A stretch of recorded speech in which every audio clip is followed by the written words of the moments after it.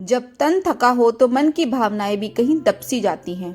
Kitchen का काम खत्म करके सौम्या जैसे ही कमरे में जाने लगी तो सासू माँ की आवाज आई, बहू कल नाश्ते के लिए काले चने भिगो देना और तेल गरम करके ले आना, तुम्हारे बाबूजी के जोड़ों में दर्द हो रहा है। जी मम्मी जी, बोल सौम्या जल्दी से किचन में गई और सब इंतजाम करके गर्म तेल सासू जी को देकर पूरी तरह से थककर चूर जब अपने कमरे में पहुंची तो बिस्तर देख तुरंत उसने चैन की सांस ली और आराम से पसर गई। बगल में पति सौरभ और 2 साल की रुचि भी सो चुके थे। नींद के आगोश में सौम्या को अपने बदन पर सौरभ का हाथ स्पर्श हुआ। शरीर और मन से थकी सौम्या ने सौरभ का हाथ अपने बदन से हटाते हुए कहा, प्लीज सौरभ सोने दो, बहुत थक चुकी हूँ और नींद भी आ रही है। सौम्या के इस तरह बोलने पर सौरभ गुस्से से बोला, तुम्हारा तो यह रोज का है, कोई ऐसा दिन बताओ जब तुम नहीं थकी रहती। घर के सभी लोगों को खुश रखने की जिम्मेदारी ले रखी है सिवाय मेरे। अब तुम पहले वाली सौम्या नहीं रह गई हो। रोज कोई ना कोई बहाना रहता है, कभी रुचि उठ जाएगी, कभी तुम्हें जल्दी उठना रहता है और अधिकतर तुम थकी ही रहती हो। और फिर सौरभ ने तकिया उठाया और कमरे से बाहर लिविंग रूम में चला गया।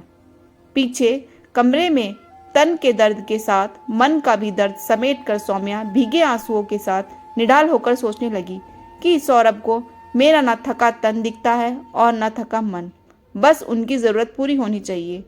वो क्यों नहीं समझते कि मुझे भी उनका साथ चाहिए, लेकिन जब तन थका हो तो मन की भावनाएं भी कहीं तपसी जाती हैं। सौरभ और सौम्या की शादी को लगभग 5 साल हो चुके हैं। शादी की पहली रात को ही सौरभ और सौम्या ने तय किया कि परिवार 2 साल बाद ही सोचेंगे। जब घर में बहू आती है तो शुरू में सबको बहुत भाती है, लेकिन फिर धीरे धीरे उसमें सिर्फ कमियां ही कमियां दिखाई देने लगती हैं। खुश किस्मत वाला ससुराल बदकिस्मत वाला ससुराल कब बन जाता है। सबको यही लगता है कि न जाने किस मनहूस घड़ी में इसे घर की बहू बना लाए। घर वालों की सुन पति भी ताना मारने से पीछे नहीं रहते। कुछ ऐसा ही सौम्या के साथ हुआ। सास ने अपना घर अब तुम देखो कहकर सौम्या को घर की जिम्मेदारी सौंपकर आराम फरमाने लगी। माँ के साथ काम करने वाले नंदे भी यह कहकर रसोई में नहीं आती, भाभी आपका घर हमने बहुत संभाल लिया, अब आप ही आ गई है तो अपना घर संभालो। यह अलग बात है कि हमेशा उसे यह एहसास जरूर करा जाता कि आपके मायके में ऐसा होता होगा, यहाँ आपको हमारे हिसाब से रहना है। जब तक रुचि नहीं हुई थी सौम्या सब काम कर लेती थी, लेकिन रुचि के होने के बाद उसकी जिम्मेदारी भी बढ़ गई थी। नंदे कॉलेज से आकर सब फालतू काम करेंगी, लेकिन भाभी की मदद नहीं करेंगी। सौम्या रुचि की देखभाल करने को कहती तो भाभी बच्चा पालना आपकी जिम्मेदारी है, हमारी नहीं, बोलकर घूमने चली जाती। सौम्या सौरभ से कहती तो वो भी टिपिकल पति की तरह, तुम कुछ नया नहीं कर रही हो, सभी औरतें यही करती हैं। सुबह 5 बजे से उठी सौम्या को पता भी नहीं चलता कब रात के 11 बज जाते। सबकी फरमाइश, मेहमानों की आवभगत, सासू जी की भजन मंडली सखियों और ससुर जी के दोस्तों को चाय नाश्ता, बेटी रुचि की शैतानी के पीछे पीछे भागती सौम्या बहुत थक जाती और जब सौरभ आते तो उसे थकी हारी सौम्या मिलती। बहू आज चाय नाश्ता मिलेगा या उपवास करवाओगी? भाभी कॉलेज के लिए लेट हो रहा। मम्मी भूख लगी है, दूध दे दो ना। लेकिन सौम्या बेसुध पड़ी थी। इतनी आवाजें देने पर भी जब सौम्या बाहर नहीं आई और रुचि के रोने की आवाज सुन सौरभ किसी अनहोनी की आशंका से कमरे की तरफ भागा तो देखा सौम्या का पूरा बदन जल रहा था और उसे होश भी नहीं था।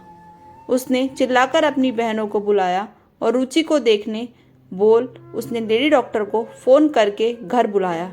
डॉक्टर ने आकर इंजेक्शन दिया और फिर सौम्या को अच्छे से एग्जामिन करके कुछ टेस्ट बोला और सौरभ से पूछा, क्या आपकी पत्नी को कोई मानसिक तकलीफ है?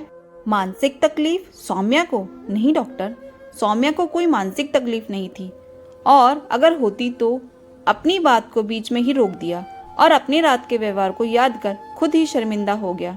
सौरभ जी, लगता है आपकी पत्नी जरूरत से ज्यादा जिम्मेदारी निभाती है, जो शायद इनके मानसिक तनाव का कारण हो सकता है।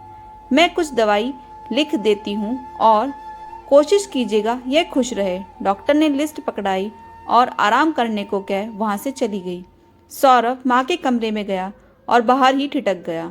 अंदर से उसकी दोनों बहनों की आवाज आ रही थी, मम्मी अब क्या करें, आपकी महारानी तो बीमार पड़ गई, हम दोनों कुछ नहीं करेंगे। भैया से बोलो महारानी को दवा खिलाकर जल्दी से ठीक करे। तमीज से बोलो तुम दोनों। भाभी बोलने में क्या जबान घिसती है? सुबह से शाम तक तुम लोगों की खिदमत और ज़रूरतें पूरी करती रहती है, और आज वो थोड़ा बीमार हुई तो तुम दोनों। सौरभ गुस्से से उन्हें देखने लगता है और फिर माँ से कहता है, सौम्या को आराम और हमारे साथ की ज़रूरत है, इसलिए हम सभी को उसकी मदद करनी होगी। तभी रुचि आकर बताती है कि मम्मा को होश आ गया।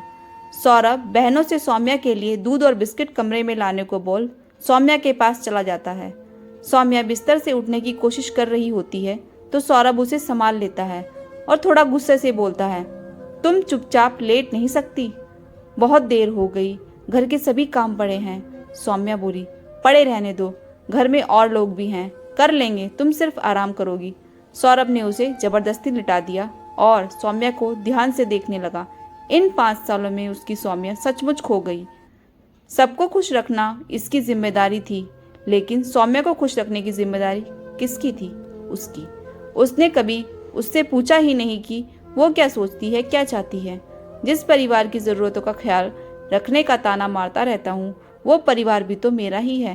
वो तो सिर्फ मुझसे बंधकर आ गई, वो भी अकेले। क्या मैंने कभी पूछा कि वो क्या चाहती है और क्या सोचती है? हमेशा बस अपना हक दिखाया, लेकिन कभी उसे यह हक नहीं दिया कि वो अपनी भी मर्जी बता सके। हमेशा तन का सुख देने को ही अपना जिम्मेदारी समझा, कभी समझने की कोशिश ही नहीं की कि जब उसका मन ही सुखी नहीं है तो तन की खुशी क्या होगी। सौम्या फिर उठने की कोशिश करती है तो इस बार सौरभ जोर से डांट देता है, क्या है तुम्हारा, तो यह रोज का काम है, अगर एक दिन नहीं करोगी तो कोई कयामत नहीं आ जाएगी।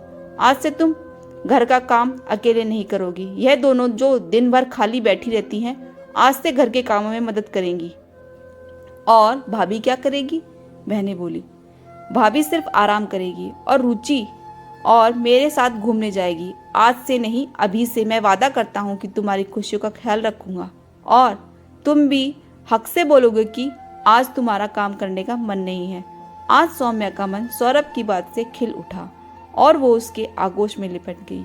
पति अक्सर शिकायत करते हैं कि पत्नी उन्हें नज़रअंदाज करती है, लेकिन वो भूल जाते हैं कि इसके लिए भी उनका परिवार और बहुत हद तक वही जिम्मेदार होते हैं। जो सबका ख्याल रखती है उसका ख्याल कोई नहीं रखता।